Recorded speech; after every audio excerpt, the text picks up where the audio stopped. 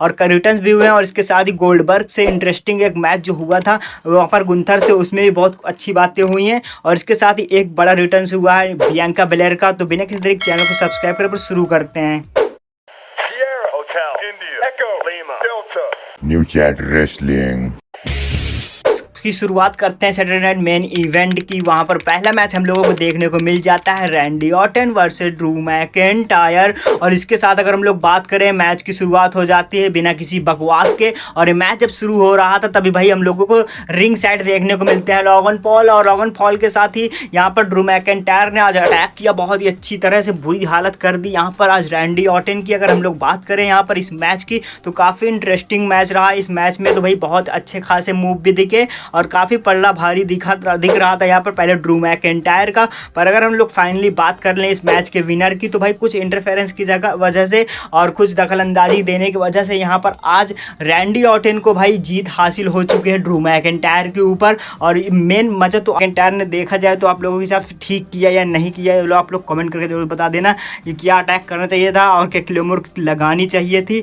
Randy Orton के तक बात तो सही थी, उनका भी कहना थोड़ा थोड़ा ठीक ही था कि भाई मेरे तक तो बात थी भी रिंग में पूरी तरह से चित पाए गए। और इसके साथ ही हम लोग अगर बात करें तो आज ड्रू मैकिंटायर को तो हार मिल ही चुकी है। और इसके साथ ही रैंडी ऑर्टन ने अपनी पहली जीत जर्ज इसमें बात करें तो पहली जीत पा ली है। और इसके साथ ही हम लोगों को देखने को मिलता था एक और वो सेगमेंट जो हम लोगों को काफ़ी इंटरेस्टिंग लगा, क्योंकि उसमें हम लोगों को एक बड़ा रिटर्न्स होता हुआ दिखा। बात कर लेते हैं फाइनली उसकी। तो पहले आते हैं कायरी सेन और अपने अपोनेंट की बात करते हैं जो कि होती है रिया रिप्ली, वहाँ पर मौजूद होती हैं रिंग साइड। तभी हम लोगों को एक ब्रॉल देखने को मिल जाती है, नेओमी और जेट कारगिल भी वहाँ पर होती हैं। दोनों के बीच में एक ब्रॉल अच्छी खासी देखने को मिल जाती है। इस ब्रॉल के बीच निक एल्डिस भी वहाँ पर पहुँच जाते हैं, जो कि फिलहाल स्मैकडाउन के भाई मैनेजर हैं, जनरल मैनेजर। और वहीं पर रॉ के भी जनरल मैनेजर मौजूद थे जो कि थे एडम पियर्स। और बात चालू हो जाती जब फाइट नहीं रुक रही थी, तब फाइनली वहाँ पर आते हैं निक एल्डिस और अनाउंसमेंट कर देते हैं कि नो होल्ड्स बार का मैच होगा इन दोनों के बीच, यानी कि नेओमी और बियांका बेलेर के बीच वो होने वाला था। WWE एवोल्यूशन के लिए अनाउंसमेंट कर दिया गया था और इसके लिए एक स्पेशल गेस्ट रेफरी होने वाली हैं बियांका बेलेर। ये सब सुनकर के जेट कारगिल और नेओमी दोनों सरप्राइज हो जाती हैं। और इसके साथ ही हम लोगों को देखने को मिलता है एक बड़ा रिटर्न जो कि बियांका बेलेर का था।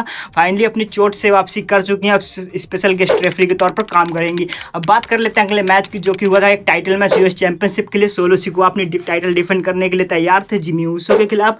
और इस टाइटल की बात करें तो ये मैच भी कुछ ऐसा ही रहा, इसमें भी ज़्यादा बकवास नहीं हुई, सीधा मैच चालू कर दिया गया और बिना किसी बकवास के मैच चालू होता हुआ हम लोगों को दिखा। जैसे कि अगर हम लोग बात करें यहाँ पर जिमी ऊसो की, तो जिमी ऊसो और सोलो सिकोआ जो कि भाई ब्रदर्स हैं, उसके साथ ही आज अच्छी खासी फाइट भी दिखाई। सोलो सिकोआ पहले बात भी करते हैं कि भाई तुम चाहते हो तो मेरी टीम में आ भी सकते हो, पर इस पर जिमी ऊसो राजी नहीं थे, तब भी उनको भाई बुरी तरह से हालत करना चाहा। या पर सोलो सिकोआ ने कहते भाई मैं कह रहा हूँ तो बात मान लो, नहीं मानना है तो फिर अभी तुमको यहाँ पर मारपीट कहानी खानी ही पड़ेगी। और देखा जाए तो आज के मैच की भाई इंटरेस्टिंग बात ये वाले मैच की ये थी कि चीटिंग की वजह से सोलो सिकोआ ने इस मैच में अपना टाइटल डिफेंड कर लिया है जिमी ऊसो के खिलाफ। अगर देखा जाए जिमी ऊसो के लिए भी यहाँ पर अगर बाद सीधा जेसी मटाओ ने अटैक कर दिया वहाँ पर जिमी ऊसो के ऊपर। और फिर हम लोगों को फाइनली जिसका इंतजार था कि कोई तो भाई आएगा जिमी ऊसो के लिए, और वहाँ पर हुआ भी कुछ ऐसा ही, पर थोड़ी लेट हो गए भाई। वहाँ पर आते हैं और कोई नहीं, जैकब फाटू आते हैं, अपने एंट्रेंस कर देते हैं कि भाई मैं यहाँ पर आ चुका हूँ इस एरिना में, आज फिर से मेरा कब्जा हो चुका है, तुम लोग आज फिर से हार चुके हो मेरे से, और इसके बाद भी तुम लोग अगर आते हो तो फिर देख लूँगा। जैकब फाटू के भाई सीन कुछ अलग लग रहे हैं। अब ऐसे हम देखना होगा कि उनको इंटरेस्टिंग टाइटल मैच मिलेगा या फिर मिल जाए तो यार अच्छी बात ही होगी। अगर हम लोग फाइनली बात कर लेते हैं अगला मैच, जो कि हमारे money in the bank winner जो कि हैं सेट फ्रीकिंग रॉलिंस, उनके पास होता है मनी इन द बैंक, वो आते हैं फाइट करने के लिए LA नाइट। ये इसकी बात कर लेते हैं, उसके बाद हम लोग बात कर शुरू कर देते हैं कि यहाँ पर क्या हुआ।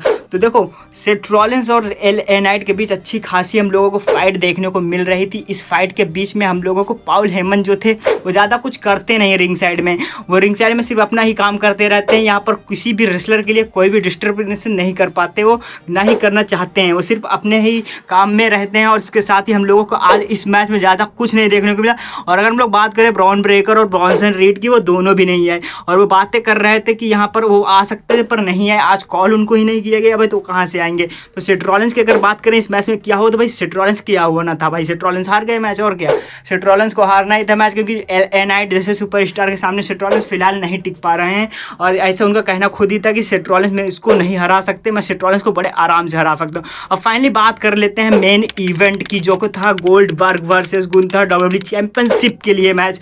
और इसके साथ अगर हम लोग बात करें गोल्डबर्ग, जैसे उनकी होती है एक आइकॉनिक एंट्री और एंट्रेंस, जहाँ से उनको एक रूम से निकाला जाता है, फिर वो आते हैं, पूरा उनका दिखाया जाता है सीन, वैसे ही कुछ शुरू हुआ और बात चालू हो जाती है, अनाउंसमेंट होती है मैच की, और जैसे ही बेल बजती है मैच चालू हो जाता है। यहाँ पर गोल्डबर्ग वर्सेस गुंथर का मैच बहुत ही इंटरेस्टिंग था, सब लोग इंतजार कर रहे थे। गोल्डबर्ग एक बार फिर से आ गए थे भाई फाइट करने।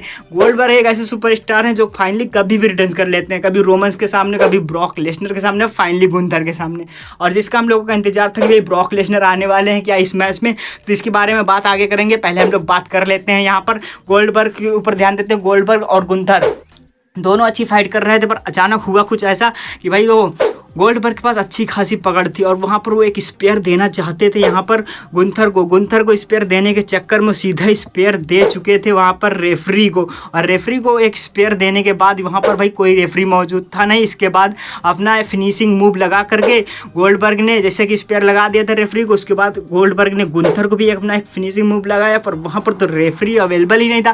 फिर बाद में जब तक रेफरी आया तब तक भाई गुंथर ही मैच जीत चुके थे। जब रेफरी के आने के बाद फिर मैच खत्म होने के बाद जो उनके लेग में प्रोटेक्शन थी नी पर, उसको निकाल करके सीधा उस लौंडे से भिड़ गए जो कि वहाँ पर गोल्डबर्ग के भाई आता है उसके साथ। और एक साथ बात करें हम लोग तो यहाँ पर कुछ सपोर्ट स्टाफ भी आना पड़ा, उसके साथ ही बातें यहाँ पर ख़त्म नहीं हुई, बात भी नहीं रुकते हैं गोल्डबर्ग, और अपना एक और बेहतर फिनिशिंग मूव लगा करके वहाँ पर गुंथर की कहानी कर देते हैं वहीं पर ख़त्म। और फिर हम लोगों को उनके पूरे परिवार दिखने को मिलता है वहाँ पर, और बातें होती हैं कि गोल्डबर्ग कहते हैं भाई देखो इस मैदान में यानी कि इस रिंग में मैं अभी तक कोई भी मैच नहीं हारा था, आज ये हुआ और मैं बहुत निराश हूँ क्योंकि आज मैंने अच्छी फाइट नहीं की और आप लोगों को एक अच्छा मैच देखने को नहीं मिला मेरे से।